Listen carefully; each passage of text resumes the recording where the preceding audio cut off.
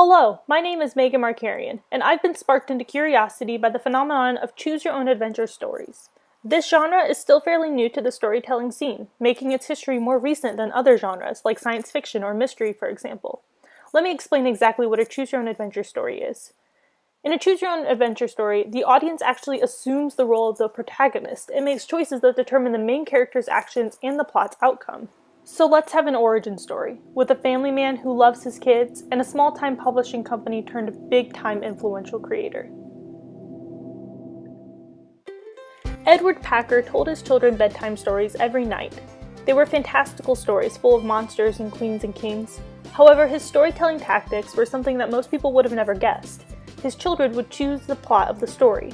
If Packer got to a point where he didn't know what to say next, as most of us do when we're telling a story, he would offer a choice, Path A or Path B, which would lead to another choice, Path C, Path D, or even back to Path A, for instance. Packer began noticing that his children actually enjoyed his stories more when they had a part in them. They got to tell the story too.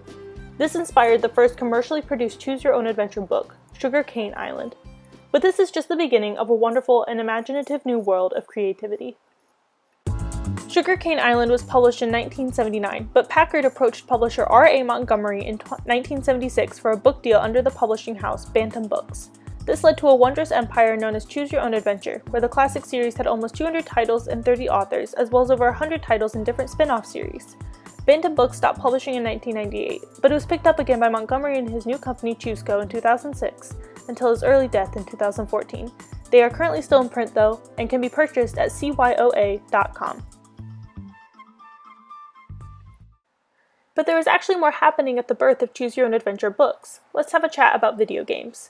There was this super high-tech gaming software in the 1970s known as interactive fiction. Interactive fiction is basically text-based gaming where text pops up on the screen in reaction to decisions the player makes.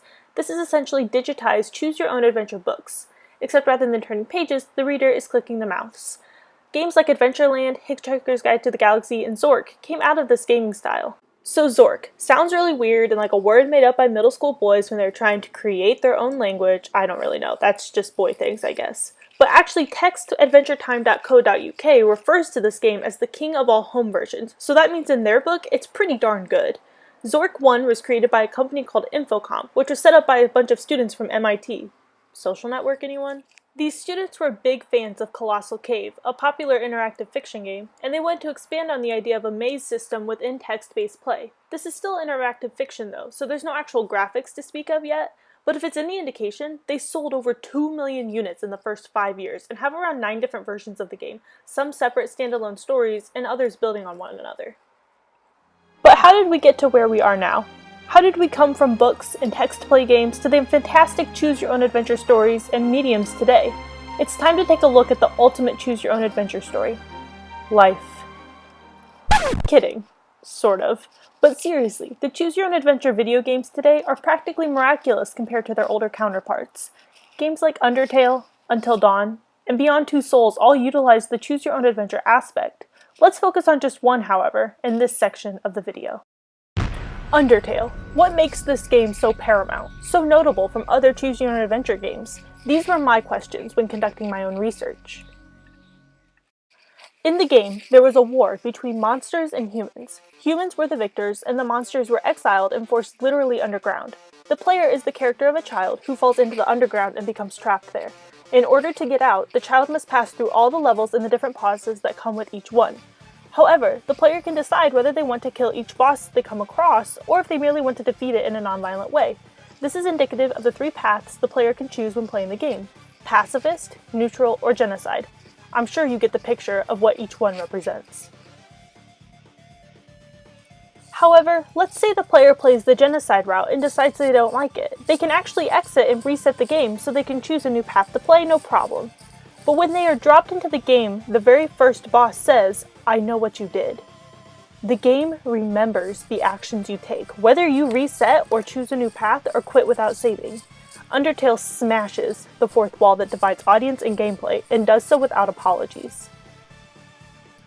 So this is new in terms of the choose-your-own-adventure genre. Previously, with the novels and the interactive fiction, the audience remained in the personal first person, or sometimes they were the passive third person, Hardly ever were they in the hyper-personal second person where the game remembers your actions no matter how many times you refresh or press new game and it actually speaks to you. But we can actually see this new type of choose your own adventure come into play in another medium. Let's talk about movies. Bandersnatch is the new Netflix phenomenon that has rocked the world. It's one of the first movies, with like a plot and everything, to utilize the choose your own adventure genre. The audience controls the decisions of Stefan, a young man trying to get his own choose your own adventure video game to launch. He based it off the fictitious choose your own adventure book, Bandersnatch. Here, we see the first decision the audience must make in the movie: Sugar Puffs or Frosties. Personally, I prefer Frosties. And while this decision may seem menial, it's actually quite important. The audience must remember that every decision affects every other decision. All of the small choices actually build up to quite bigger ones as the movie goes on. Decisions such as, should Stefan fight his therapist or leap out of the window to avoid it? No spoilers, but this scene is actually pretty funny. So what does Bandersnatch as a movie mean for its Netflix viewers? It means that there is going to be enormous, never-before-seen, tumultuous amounts of data being gathered on each person who views Bandersnatch. As some of us know, me not included before the making of this video, Netflix collects data based on your viewing choices and inputs it into its recommendation software, which is what gives us, the viewers, choices related to previously watched content. So according to Jesse Damani of TheVerge.com, quote, Bandersnatch represents a new form of data mining that gives Netflix richer, more specific audience information than it's ever had before. This could be used to steer choices in the writer's room, or even in discussions about what kinds of projects Netflix greenlights in the first place, unquote. So what exactly does this all mean? Let me break it down for you. It means that Netflix is actually taking into account all of our decisions while using their service. And that includes the ones we make in their new film Bandersnatch.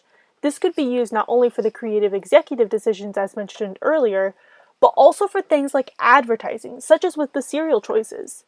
This means that Netflix has created a new need for interactive content for the audience and for corporations like Kellogg's, for example. Netflix has gotten the head start, however, and ominously so. Bandersnatch and Undertale both have something very specific in common. They question who is in control of our decisions.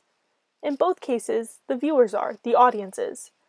However, with Netflix getting a jump start on Choose Your Own Adventure movies, I think it's safe to say that with all the data mining happening as a result, we, the audience, are quickly losing our grip on the decisions being made, because now they're being made for us under the guise of serial choices and interactive content.